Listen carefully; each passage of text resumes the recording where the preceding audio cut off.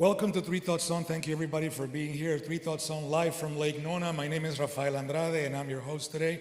Today we have a very exciting event, at least exciting for me. I hope that at the end of the evening, all of you here with us today and on the live stream on YouTube and Facebook feel as excited about the topic today as I do.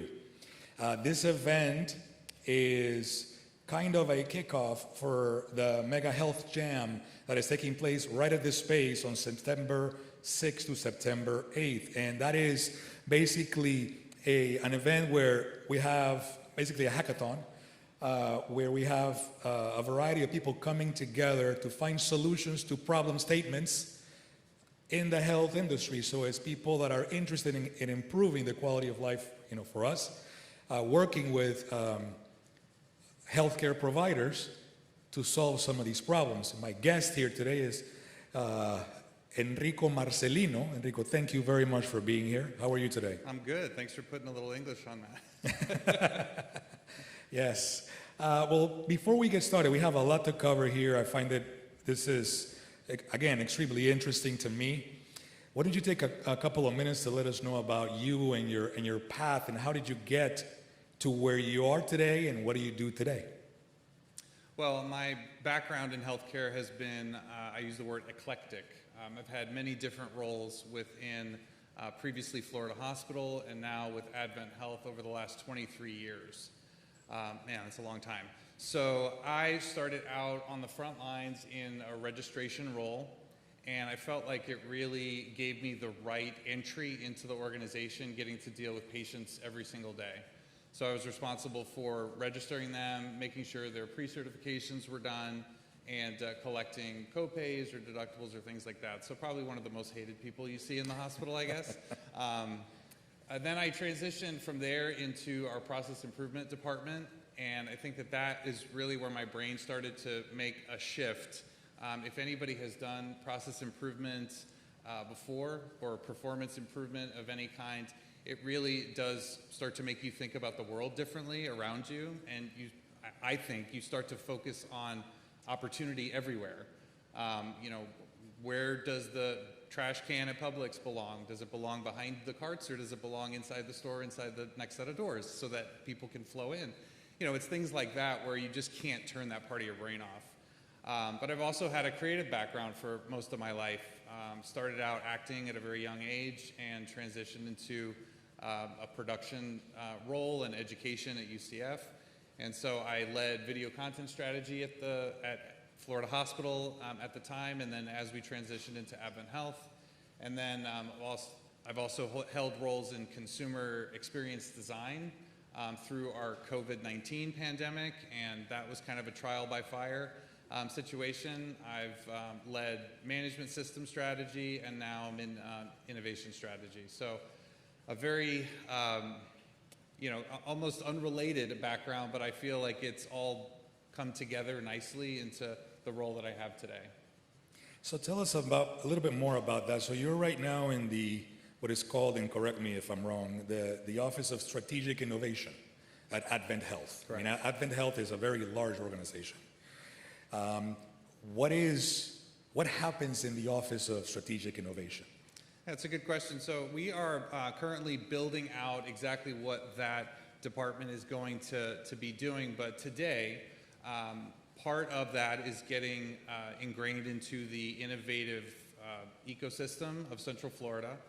I work for the Central Florida division of AdventHealth, which is our largest portion of the organization. We are in 9 states, but my focus is in Central Florida today. And what we're trying to do is find innovative solutions to problems and to challenges that the organization faces, whether those challenges are at the team member level, improving their work experience, or for our patients, maybe improving access to care or improving their experience when they're staying in one of our hospitals. So we will focus on all issues, and typically we would take our directive from our CEO's top 5 list of things that he wants to focus on every year. That's fantastic. So let's get started here with some of the meat of the content that we wanted to share with the audience here. I went browsing around AdventHealth webpage, and I found something that I want to read to the audience because to me this was not only interesting but refreshing. You know, my people that know me know that my father is a doctor, so I'm not a doctor, I'm an engineer, but I've been exposed to the world of medicine since a very early age. And when I read this, it just gave me a whole lot of hope. And I'm reading right now, it says, if it helps the body heal faster, we're exploring it. If it strengthens our patients' trust in us, we're striving for it. And if it's never been done before, we're determined to do it because there's always a better way.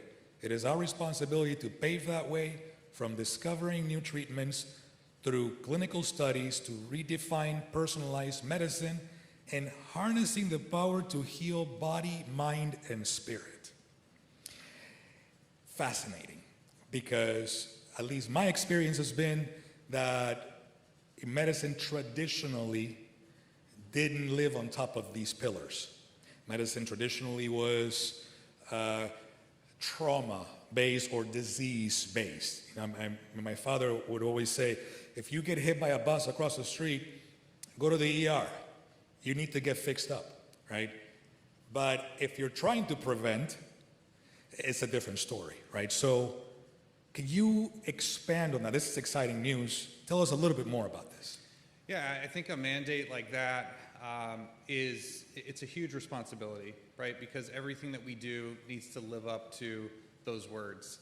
And the way that we're trying to do that today is focusing on the whole person.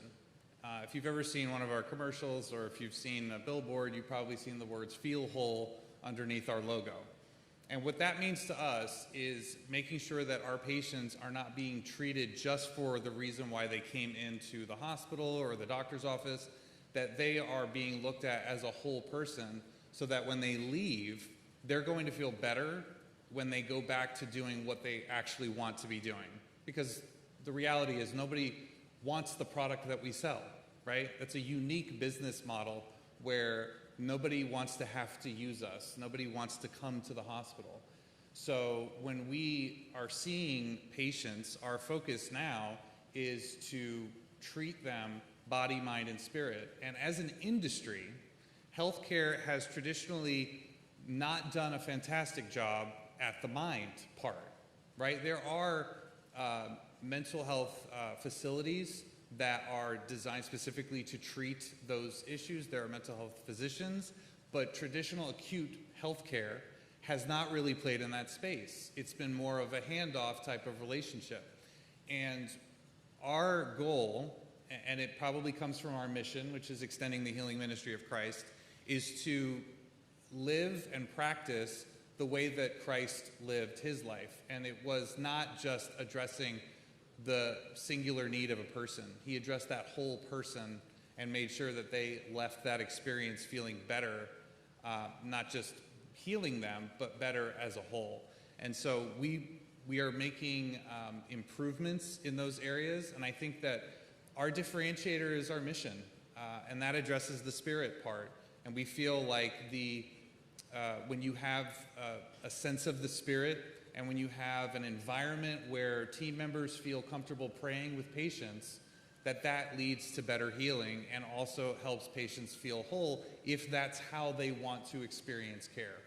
So I think it's a great environment that has been created, and it's one of the better things about working for AdventHealth. So that's very interesting. So when you look at traditionally in the world of medicine, it was very body heavy, probably not very spirit heavy at all. And the mind, well, maybe a little, but not quite there yet. And even the body part, it was this very reductionist approach, meaning we're going to divide up the body into all these parts and pieces, into all these centers of functions, right? And then we're going to have specialists that traditionally, again, talking in the past, don't talk to each other, right?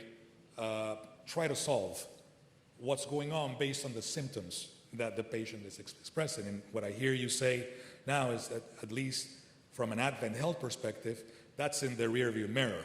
you're going in an entirely different direction now. Yeah, absolutely. I think that 10 years ago even, when you went to go get an oil change, you probably felt like they were taking better care of your whole car more than going to your doctor, because your doctor was just treating the one thing you came there for. So if you had a headache, they, maybe if it was severe and you've been living with it for a while, he sent you for testing, and then maybe gave you a prescription for medication and sent you on your way. There was probably no discussion, again, this was in the past, about what your day-to-day life was like, what stress might be contributing to this issue, what your diet, your exercise looked like.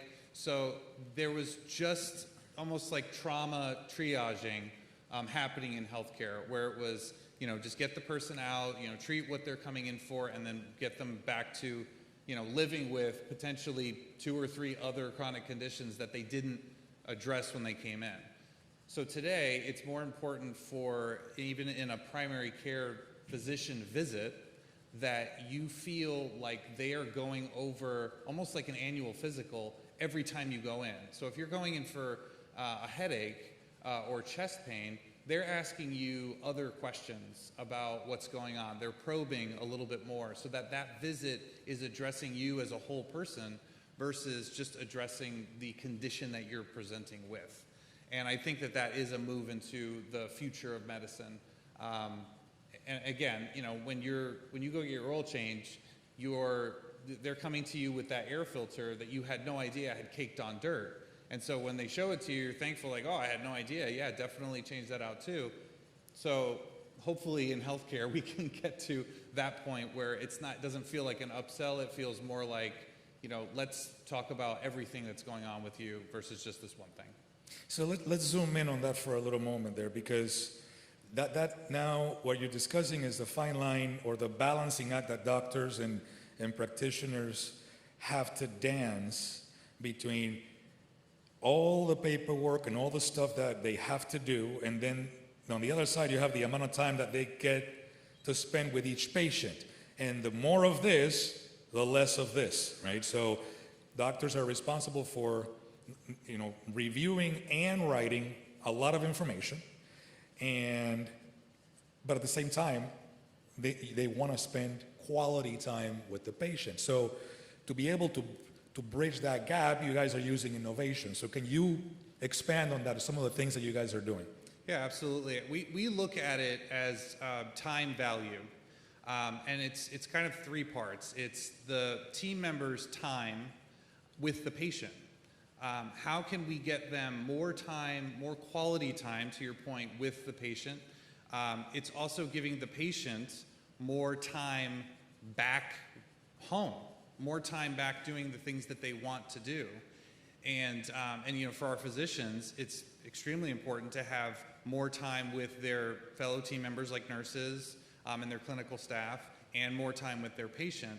So we're really looking at that time value equation, and we're looking for opportunities where, in the case of a physician having to take notes while you're talking to them, and they're furiously dictating, which I'm sure, unless, if you have a doctor who, learned typing on a typewriter, I think I learned keyboarding on a computer back in the day, and I don't think that they thought that was going to be a priority when they became a physician. But today, if you're not typing 100 words a minute, you're probably not keeping up, right? So we are implementing and looking for opportunities for technology to assist in that space, where a physician can just have a conversation with the patient, and that is being fed directly into their chart. And then the physician can go in and make edits, they can add to, and so that takes the burden off of them, so that is more valuable time with the patient having a discussion about more than just one thing. And then for our clinical staff, same thing, looking for opportunities where we are asking them, what are those tasks that you're doing today that feel like they're taking up a lot of your time? And then by doing an assessment of what those tasks are, what can we take off their plate and leverage technology to solve for? And then that gives them more quality time back to do the things that are adding more value to that care experience for not only the patient, but for the accuracy of their medical record. And for patients, if we can give them tools where they can share with their doctor before an appointment the things that they want to explore and talk about, so that when they get in that appointment, they don't forget. Because how many times do you go in for a few things, you talk about that first thing, and we really have a good discussion about it, and the doctor's like, all right, thanks so much, we'll see you. And then you walk out, you get in your car, and you're like, oh, I had 2 more things I wanted to talk about. Got to make another appointment, but I'm going to wait 6 months to do that. So if we can put the power in the hands of the consumer, then they can set themselves up for success, and in turn give them more valuable time with their caregiver and more time back at home.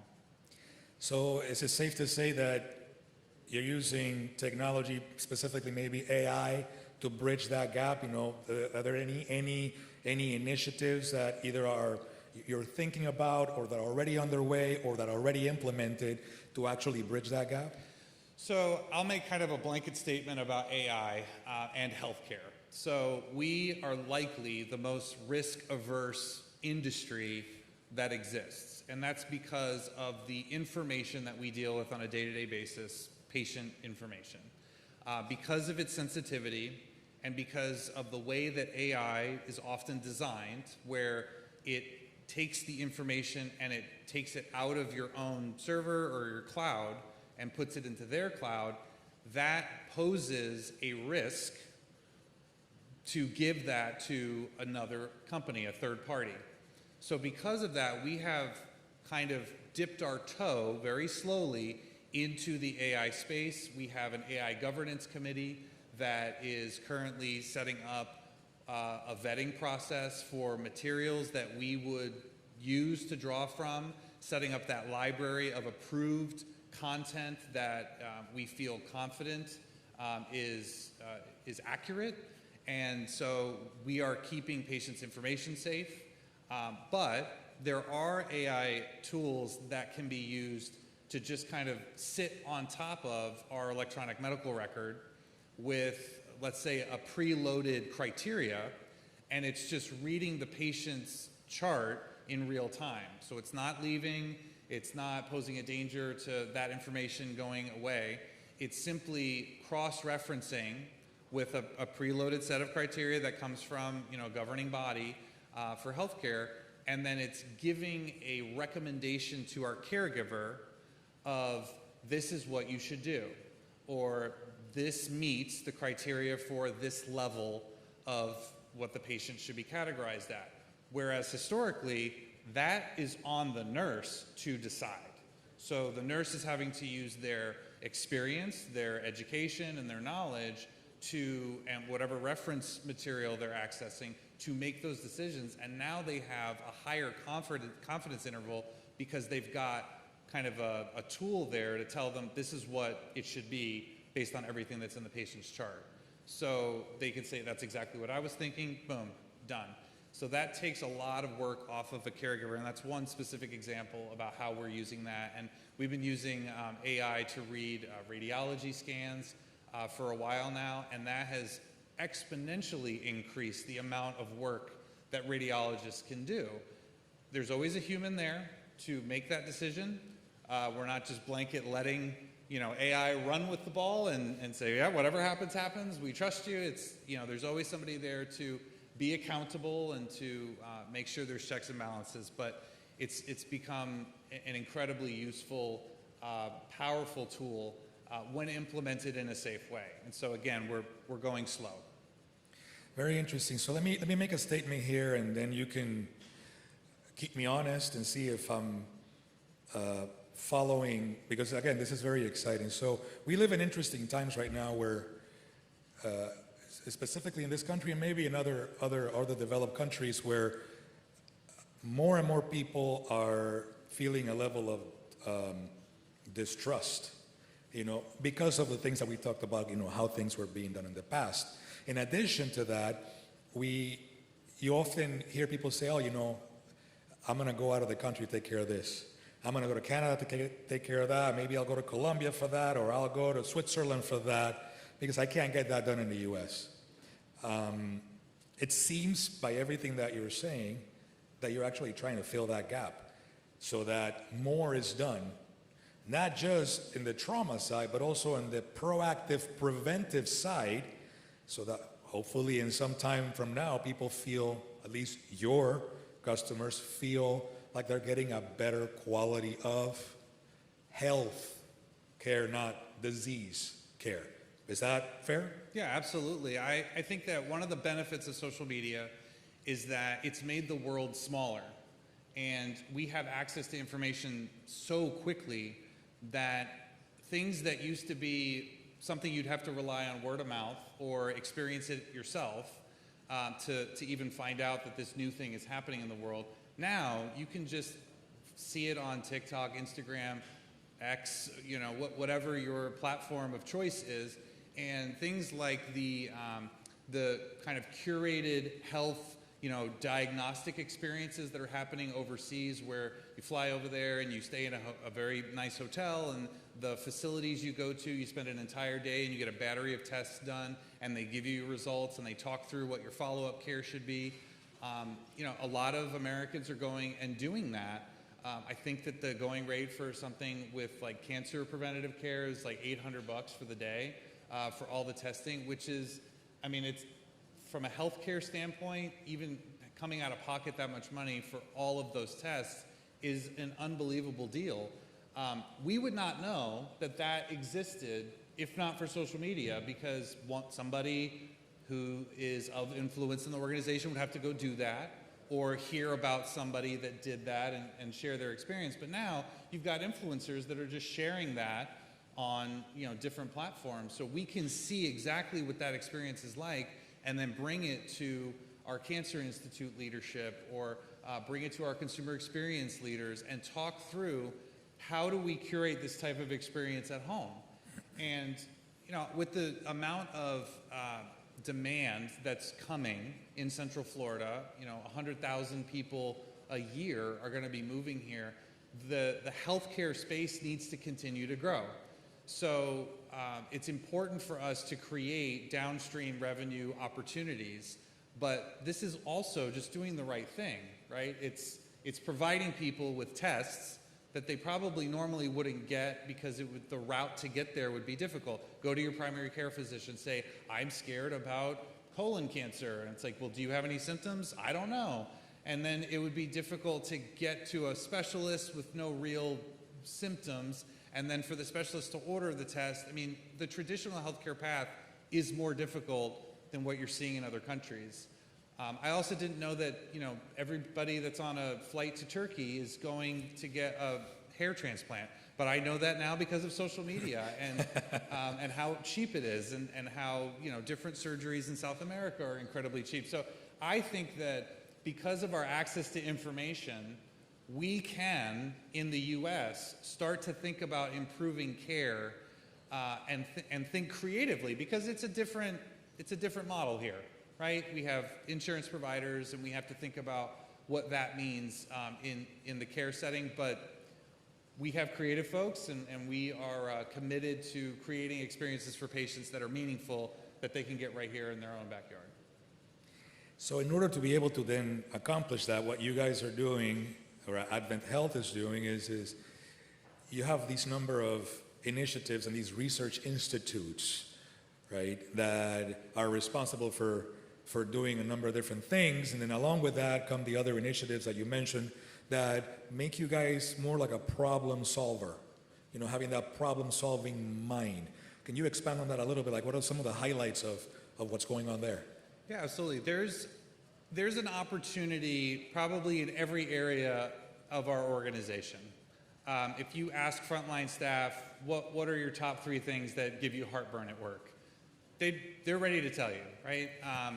We need to, as an innovation division, take the approach of creating channels and funnels to get those problems directly to us, because the size of our organization is so large that we may not know a solution exists in-house, right? We may not know that Kansas has already implemented a solution for a problem that's happening in Kissimmee.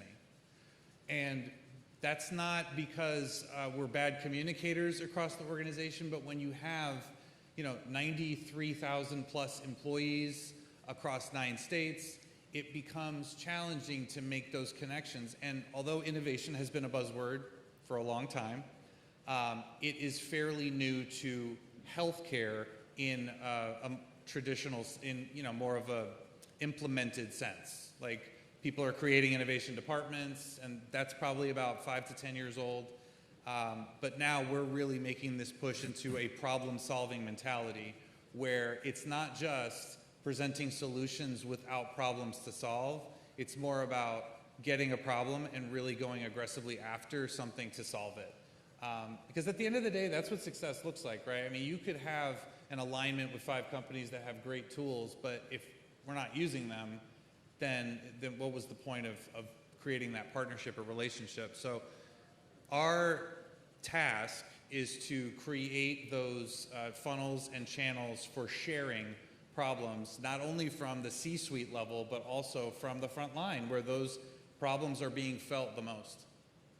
Very interesting. So you're definitely pushing the industry with what you're doing, and which is again refreshing. Let's talk about, when we were discussing earlier, you mentioned a particular program or initiative called the Care Advocate, and you touched on it a little bit a couple of minutes ago, but that I think is very interesting because it seems like today, or at least in the past, you went to see a doctor, you may see a nurse up front that takes your vitals, then you may see the same nurse or a different nurse to ask what's going on, and then you wait, and you wait, and then the doctor comes in and is like, well, what's going on? I said, well, I just told all these people what was going on, right? But today, there are actually more people involved in that process. There may be, 2 or 3 nurses kind of touching base. That on top, of course, of the technology, and the Care Advocate you mentioned is part of that equation. Can you expand on that, please? Yeah, the Care Advocacy Program at AdventHealth is one that's really near and dear to my heart. It was really born out of the COVID-19 pandemic. While discussions had started prior to that, back in 2018 and 19, COVID was really an accelerator for a lot of different initiatives and, cut through all of the red tape because patients needed it, and we were in a unique situation where they weren't coming to get care in our facilities. So you've seen like virtual care has been expanded across a lot of different specialties versus it was really narrow, like urgent care prior to COVID. But Care Advocacy was born out of this need to share answers to questions for patients that were very scared. In March and April of 2020, I started a new job as Executive Director of Consumer Experience Design on March 16, 2020. So my first day, they said, don't come to work. We're gonna stay home and work from home for a couple weeks, and then we'll come back and everything will be fine. I was like, okay, cool. I've not been back. So I still work from home. I'm still remote. So it was a little more than a couple weeks, but we started getting all these questions, people calling in asking about what do I do if I have this, or where do I go if I need this, and is this open right now? And so it was starting to be this flood that we could not handle, and so it first started out as, well, we need to get our patients that are connected to our AdventHealth primary care doctors, we need to get them connected with a person. So a care advocate is a concierge that is connected to you that you can text through our app, and they are connected to your doctor. And so if you have questions about refills, about making appointments, about tests and results, and talking to your doctor or getting a question answered without making an appointment, the care advocate can do that on your behalf. We really focused early on patients that had 6 chronic conditions or more. So they were kind of our pilot test group. And the reason why is because when you have 6 chronic conditions that you're dealing with, it's very difficult for you, the patient, to quarterback your own care. And if your primary care physician has you going to 6 different specialists, it's hard for them to keep the medications that you're on, all connected in a way that are not putting you in danger, having all of your tests aligned so that you're not doing, multiple, rounds of like MRIs or CTs or whatever it might be. So it was really playing this quarterback role that we got the most value out of for those patients. But then when COVID hit, we just released it to all of our primary care physicians. And so every patient that had an AdventHealth physician had a care advocate. Well, we needed to go a step further, and we needed to create a care advocate for people who didn't have a primary care physician. So that's what's called an unassigned care advocate, and you can access them still today through Hope, who's our chat bot on our website. And so if you ask to speak to a person, you can chat with a care advocate that can do a certain number of things for you. They can't go into your medical record or your chart or anything like that, versus an assigned care advocate can do that for you.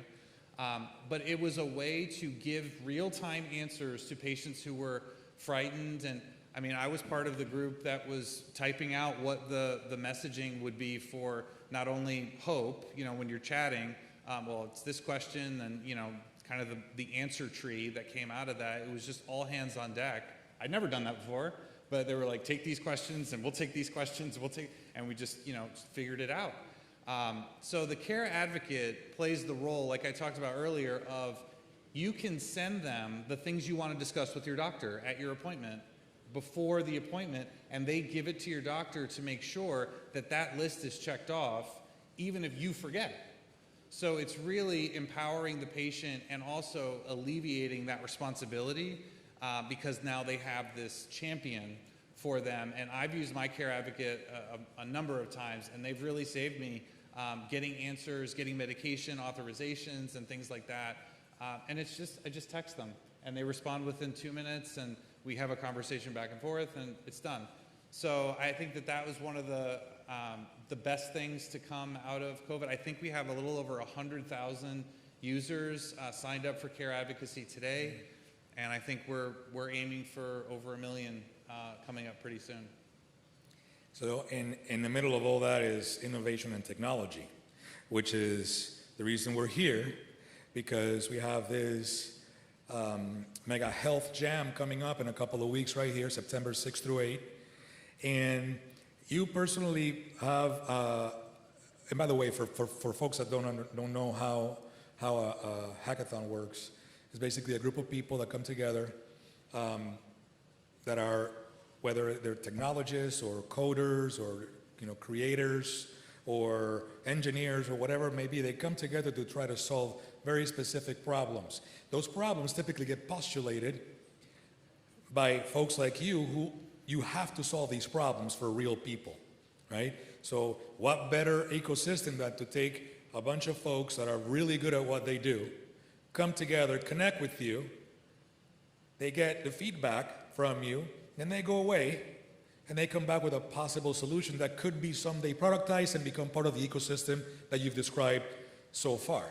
So let's zoom into that for a moment and talk about some of the problem statements that you have postulated for the Mega Health Jam and how you see that playing out.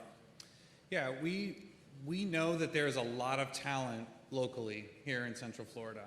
And obviously with hospitality industry being what it is, we have robust film programs at multiple schools in the area. And so we know that there are really talented folks that are thinking not only outside of the box, but they're coming in with experience and thinking that's outside of our industry, which I feel is extremely valuable, because many times if you're stuck in healthcare or you've been in healthcare for a long time, you just keep recycling the same things, you get comfortable, it's easier to just not push the envelope or be the squeaky wheel.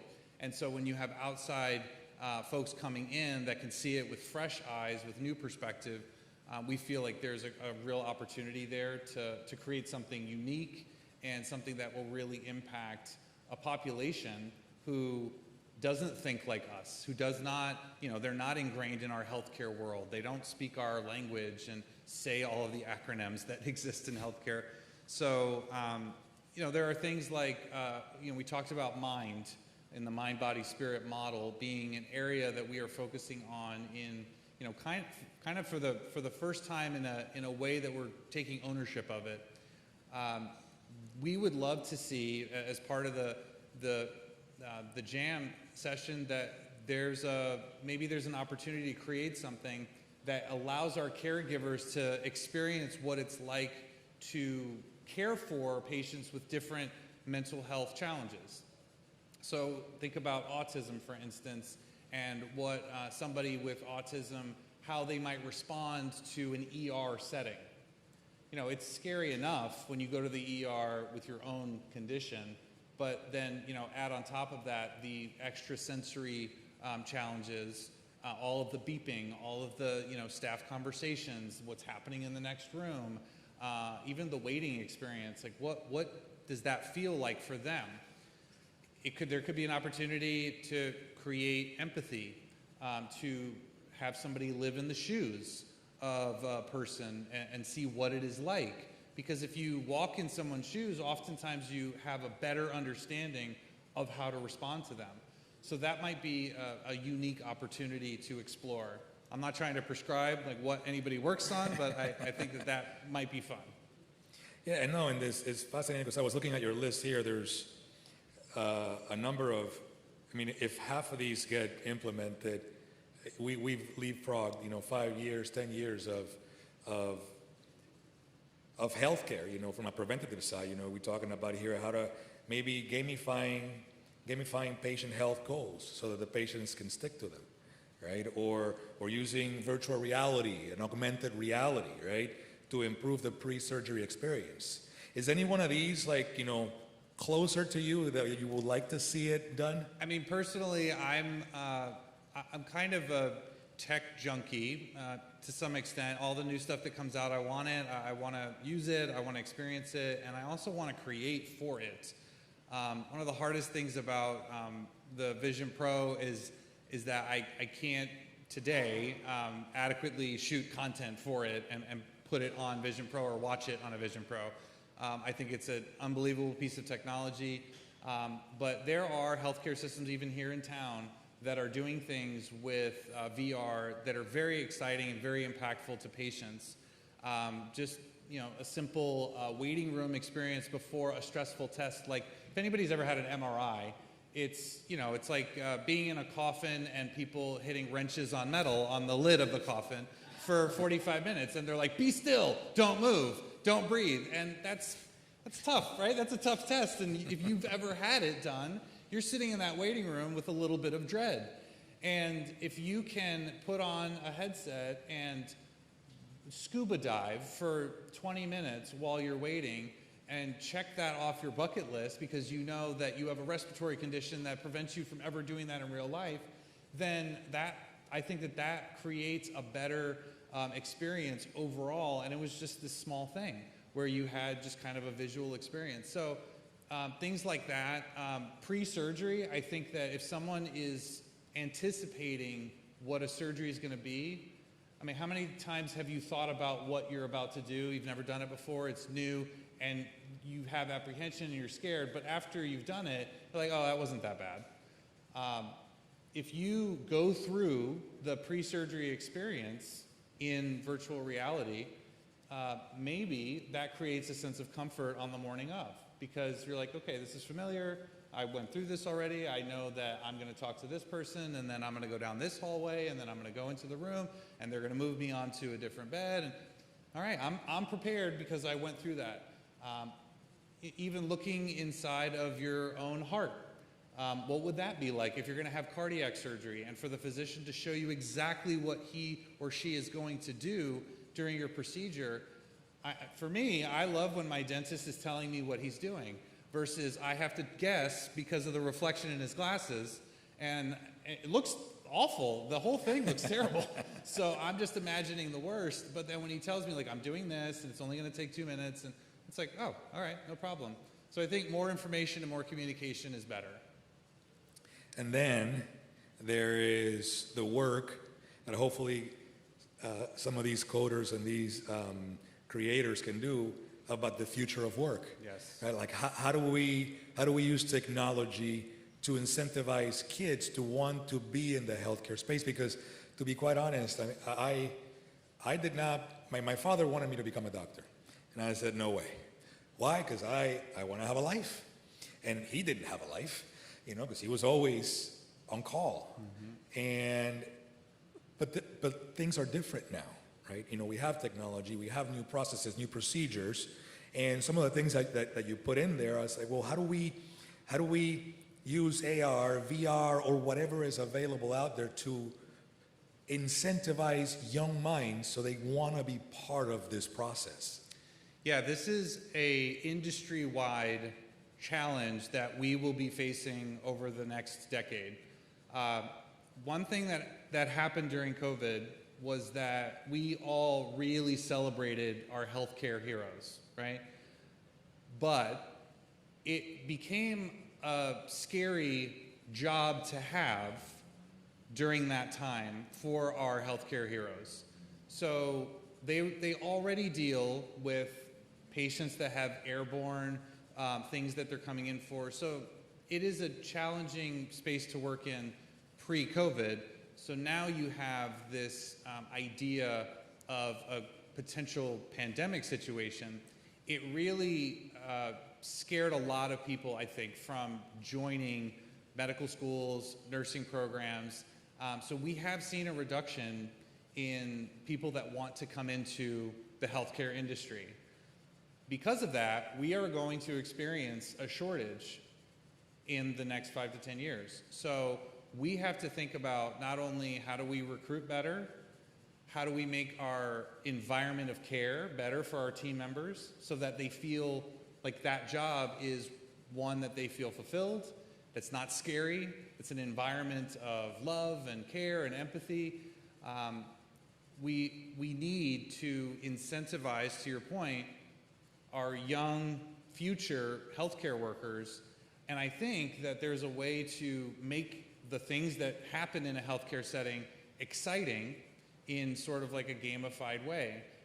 Is there an opportunity to have people do things that our nurses do or our doctors do, as far as getting comfortable drawing blood? I mean, I don't think any of us like getting our blood drawn. The nurses don't like drawing blood. I mean, they're not vampires. I know that that's their nickname, but they don't enjoy it either. So how do we go from practicing on an orange, which has been kind of the legacy best practice for figuring out how to be a phlebotomist, how do we start earlier with people getting comfortable with things like that? Or how about robotic surgery? How do we get kids to experience that and have a vision for what their future could be? I got to try out a robot scenario at an event once, and I was like, I missed my calling. I should have been a robotic surgeon. But it was a lot of fun to make a suture. I never would get to do that in real life, and it was an event that was at the Science Center that I pushed a kid out of the way and I did it instead of them. But it was probably for kids, but I felt very accomplished after I did it and bragged. But I think that there's ways like that to give them an experience that they wouldn't normally have, and you never know when that moment is that someone chooses what their life's journey is going to be or what their career path is going to be, and how do we fit into that space in a way that's not only meaningful to them, but it's exciting and fun. Healthcare shouldn't be scary. It should be this place where we're fixing people, we're healing them, not only the problems that they're coming in with, but their whole person. Well, this has been fascinating for me. We are now at the time, I want to be respectful of your time, thank you. Of course. But we want to open the floor for questions, and there's a microphone somewhere around. There you go, Isabella has it. Are there any questions from the audience? We have one over here in the front for Enrico.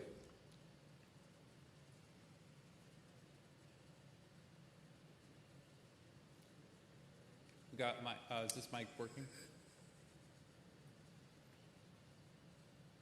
Oh, that's right. Yes, thank you. I knew that. Hello. There we go. Okay. Enrico, this big honest, it's been a great experience to listen to what you have to say. That's very kind. Thank you. It's like you are giving us hope to, I mean, we all have to use the health care service at least once in Right. our life, you know. So you bring a lot of hope.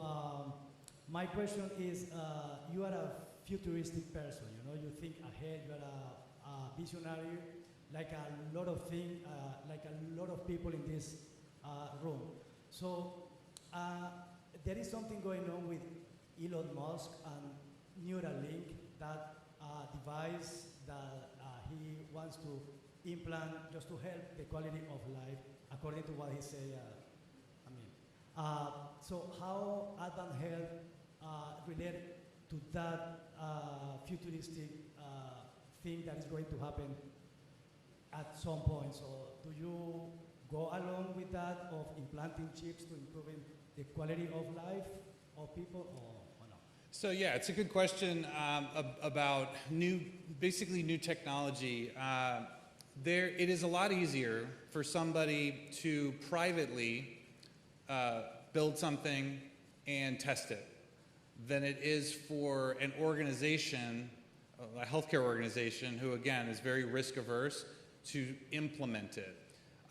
The vetting process is extensive. It takes a long time, and healthcare tends to need to see significant results over time that kind of prove that this is the way to go. Now, I'll give you an example. I had the opportunity to to be on the ground floor of marketing a new procedure that used MR-guided focused ultrasound to treat, at first, it was uterine fibroids, and then they expanded the use of that technology to essential tremors. To see how fast it accelerated to a new procedure was unbelievable. It was like months. And what MR-guided focused ultrasound is, for those that don't know, is using an MRI machine and ultrasound beams to focus it on a treatment site that's the size of a grain of rice. So in the brain, there's an area responsible for tremors that you can essentially heat and eliminate the problem.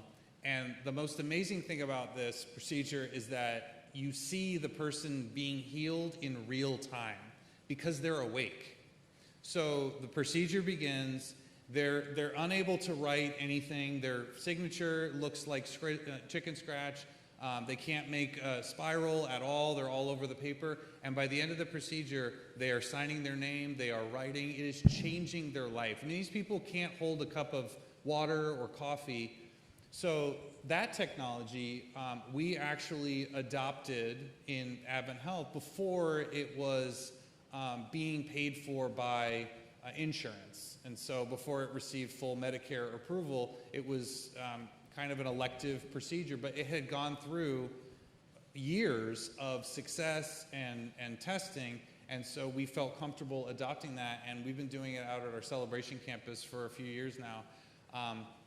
We think that the future for that probably is Parkinson's treatment, potentially even cancer treatment, using the same technology. So we are willing and excited about new tech that comes out and new solutions like the Neuralink, but again, I want to set expectations that we look at those very stringently and for a long period of time before we have full adoption.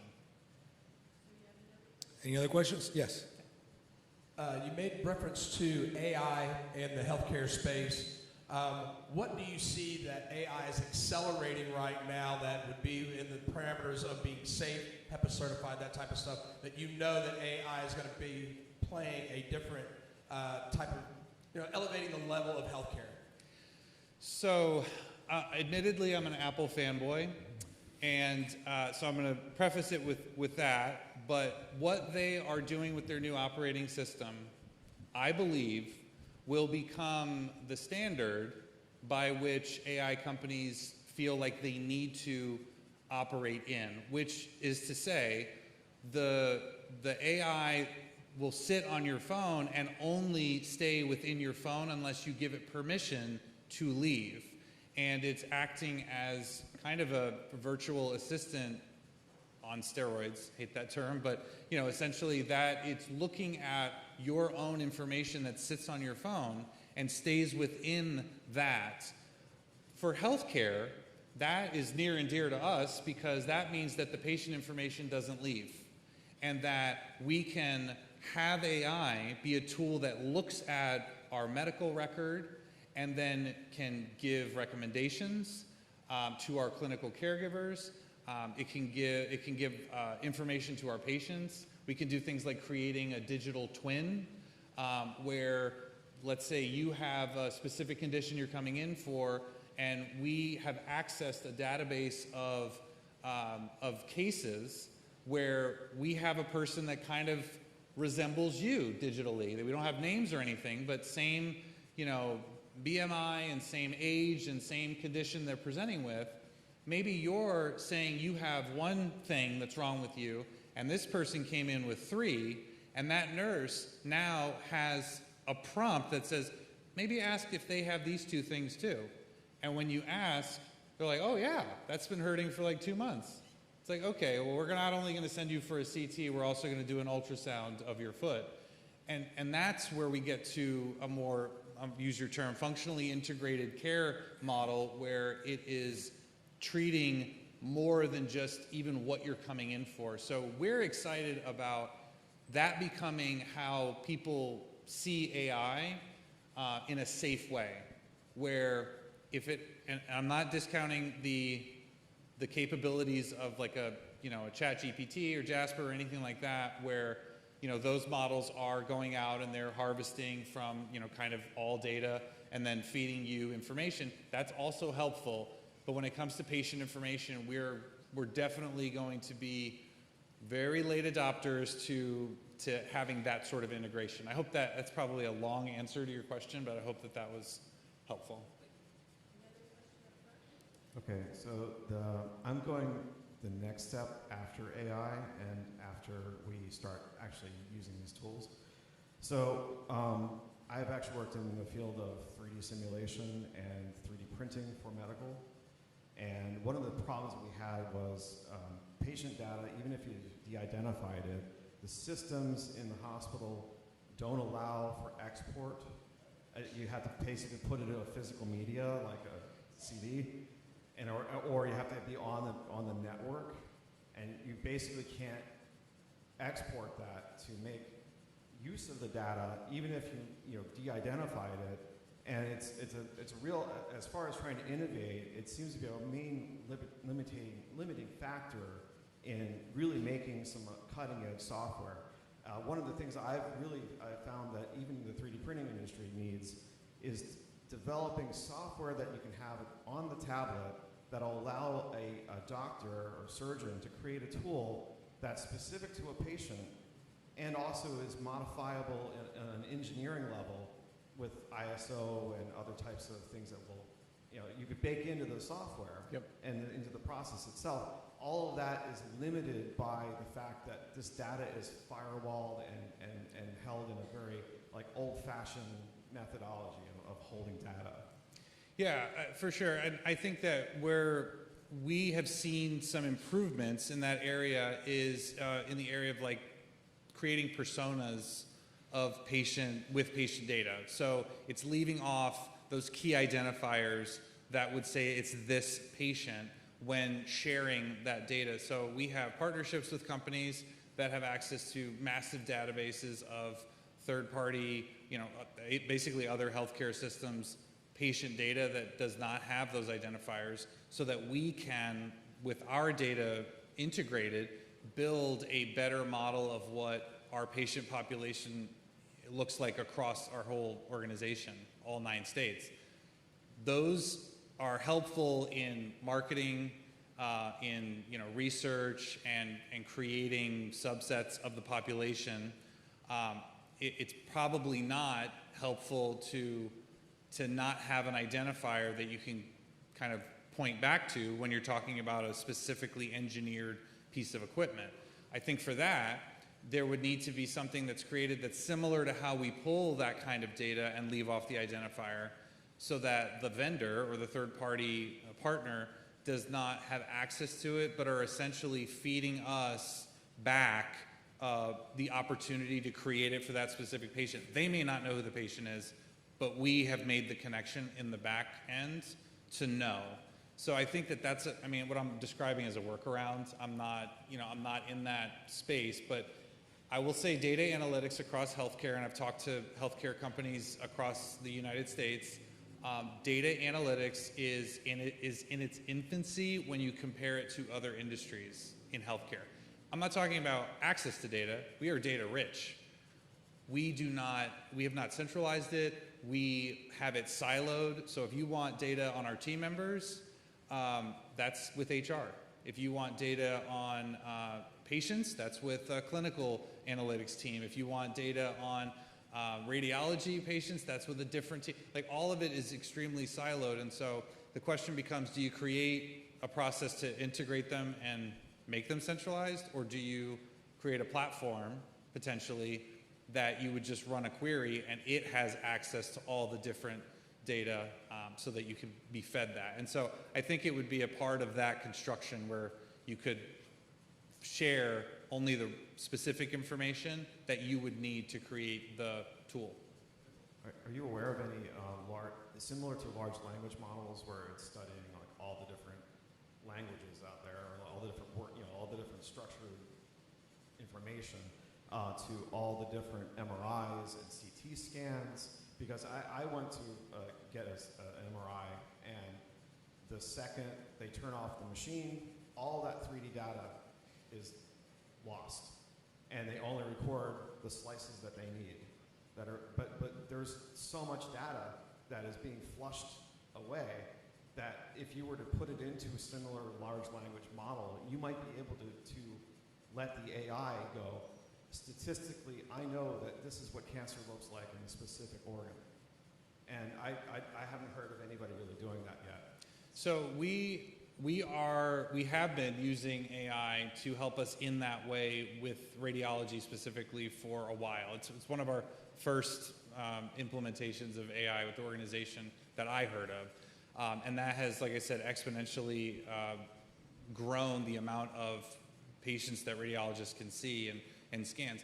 There is a company that I met with recently that has created a function where they can take the raw data of the MRI and create a 3D exact model of those slices, and then the doctor can manipulate that on a tablet, or if they put on a headset, they can manipulate it in 3D space. They can cut it if they want to, or they can look around it, because a lot of times, if you're looking at the slice and you need to see behind the mass or whatever it might be, there might be more information that you need that it doesn't come across the way that you could just flip that head around and it's like, oh, that's exactly what I was looking for. So that company's in early stages. We're going to get a demo of what they're doing soon, but those are the kind of things that I think are really exciting moving forward to create those opportunities for better care. We have time for one more question, please. Okay, in the back. Hi, Enrico. Thank you so much for your talk. I'm a medical oncologist here in Central Florida, too. So, knowing that the artificial intelligence is moving forward in a way that people are going to rely perhaps even more in the artificial intelligence versus in the knowledge from us, from the physicians. So how do you foresee the future? Because now in my field, which is the oncology, now the artificial intelligence potentially is going to double check or is going to double proof any decision that I'm making with my patients. But at the end of the day, there is a very fine line when I am the one who's making the best decision for my patient, and not getting into the point that patients or the public in general are going to rely more upon the decision from a machine instead of the physician itself, right? So how do you guys are foreseeing the future in terms of keeping the physician as the figure that the doctor has to be? Because physicians, we cannot disappear from the picture. And what do you think about it?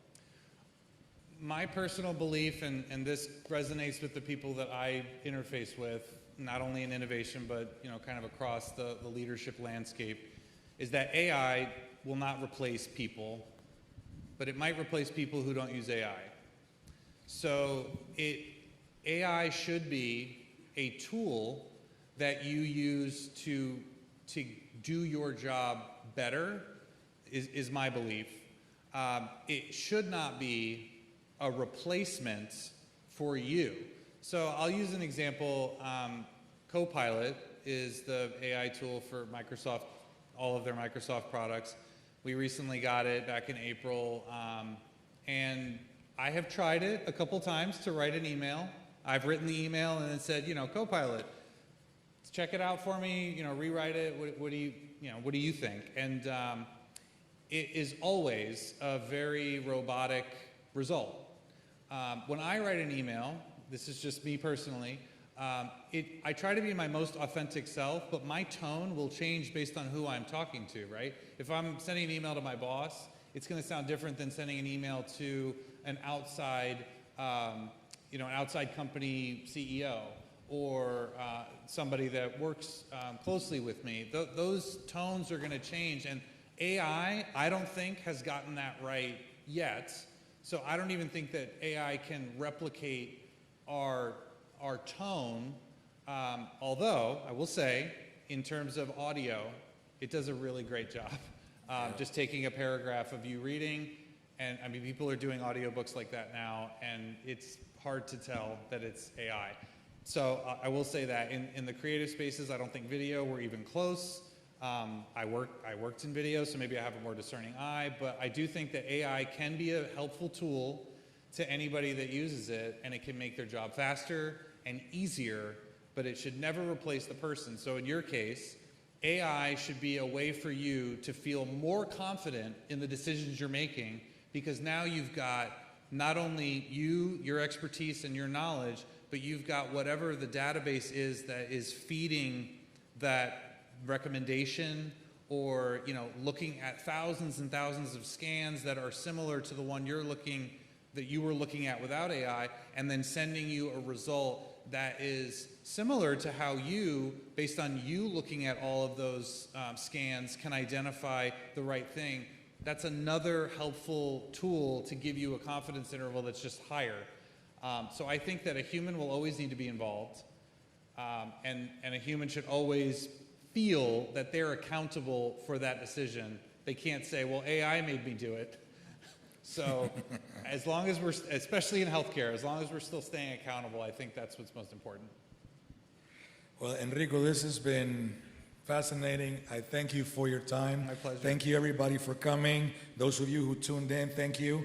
And we'll see you on the next podcast. And please don't forget, September 6th through September 8th, right here, is the Mega Health Jam, where we're going to be addressing some of these problem statements, and hopefully we'll come up with some solutions. It'd be great. I'm excited. Thank you. Thank you. Thank you.